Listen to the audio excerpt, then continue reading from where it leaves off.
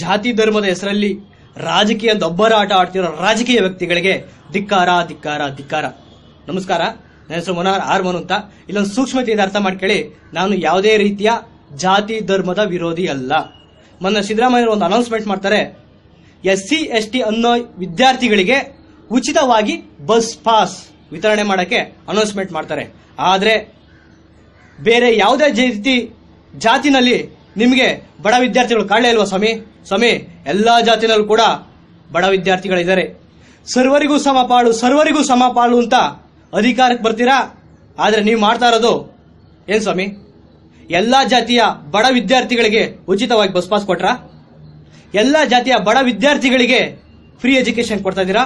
ಎಲ್ಲಾ ಜಾತಿಯ ಬಡ ಜನರಿಗೆ ಶಾದಿ ಭಾಗ್ಯ ಕೊಟ್ರಾ ಸ್ವಾಮಿ? ಇಲ್ಲ ಸ್ವಾಮಿ, ಒಂದು ಅರ್ಥ ಮಾಡ್ಕೊಳ್ಳಿ, ನಿಮಗೆ ಅಧಿಕಾರ ಕೊಟ್ಟಿರೋದು ಕೇವಲ ಒಂದು ಜಾತಿ ಒಂದು ಧರ್ಮ ಅಲ್ಲ. ಎಲ್ಲಾ ಜಾತಿಯ ಎಲ್ಲಾ ಧರ್ಮದ ಜನರು ಕೂಡ ನಿಮಗೆ ಮತ ಹಾಕಿ ಅಧಿಕಾರ ಕೊಟ್ಟಿದ್ದಾರೆ.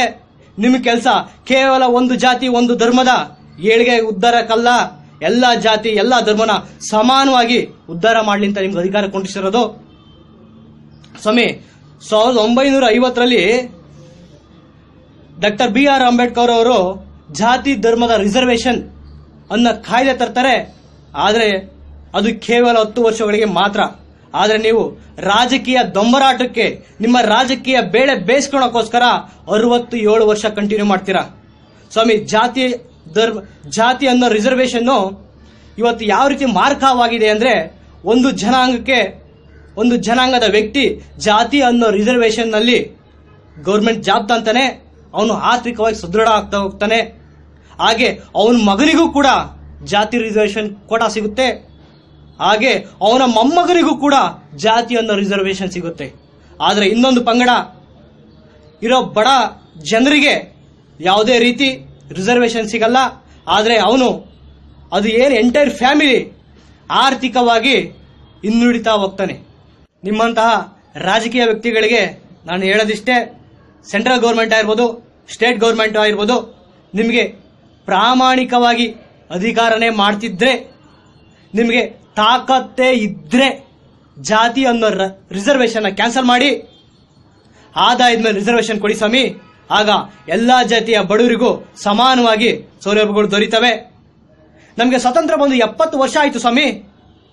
ನಿಮ್ಮಂತಹ ಜಾತಿ ಧರ್ಮದ ಹೆಸರಿನಲ್ಲಿ ಜನರ ಸುಲಿಗೆ ಮಾಡ್ತಾ ಇರೋ ರಾಜಕೀಯ ವ್ಯಕ್ತಿಗಳಿರೋದ್ರಿಂದ ಇನ್ನು 70 ಅಲ್ಲ ಸ್ವಾಮಿ, ಇನ್ನು 150 ವರ್ಷ ಆದ್ರೂ ಕೂಡ ನಮ್ಮ ದೇಶದ ಪರಿಸ್ಥಿತಿ ಹೀಗೆ ಇರುತ್ತೆ. ಅಧಿಕಾರ ಅನ್ನೋ ಚಾಟಿ ನಿಮಗೆ ಕೊಟ್ಬಿಟ್ಟಿದೀವಿ. ನೀವು ಜಾತಿ ಧರ್ಮ ಭ್ರಷ್ಟಾಚಾರ ಸುಲಿಗೆ ಅನ್ನೋ ಬುಗುರಿನಲ್ಲಿ ನಮ್ಮನ್ನು ಬುಗುರಿ ಆಡಿಸ್ತಾ ಇದ್ದೀರಾ. ಲಾಸ್ಟ್ನೇದಾಗಿ ಜಾತಿ ಧರ್ಮದ ಹೆಸರಿನಲ್ಲಿ ಬಡ ವಿದ್ಯಾರ್ಥಿಗಳಿಗೆ ಅನ್ಯಾಯ ಮಾಡ್ತಾ ಇರೋ ನಿಮ್ಮಂತ ರಾಜಕೀಯ ವ್ಯಕ್ತಿಗಳಿಗೆ ಹೇಳೋದಿಷ್ಟೇ, ಎಲ್ಲಾ ಜಾತಿಯ ನೊಂದ ಬಡ ವಿದ್ಯಾರ್ಥಿಗಳು ರೆಡಿ, ದಮ್ಮಿದ್ರೆ ಹಿಡಿ, ಒಳ್ಳೆ ಟೈಮ್ ಬರ್ಲಿ ತಡಿ, ಜಾತಿ ರಾಜಕೀಯ ಪುಡಿ ತಾಕತ್ತಿದ್ರೆ ಇಡಿ, ಇಲ್ಲ ಅಂದ್ರೆ ಡ್ಯಾಶ್ ಮುಚ್ಕೆ ನಡಿ. ಈ ವಿಡಿಯೋ ಎಲ್ಲಾ ರಾಜಕೀಯ ವ್ಯಕ್ತಿಗಳಿಗೂ ಎಲ್ಲಾ ಜನತೆಗೂ ತಲುಪುವುದೇ ನನ್ನ ಉದ್ದೇಶ. ದಯಮಾಡಿ ವಿಡಿಯೋ ಶೇರ್ ಮಾಡಿ. ಧನ್ಯವಾದಗಳು.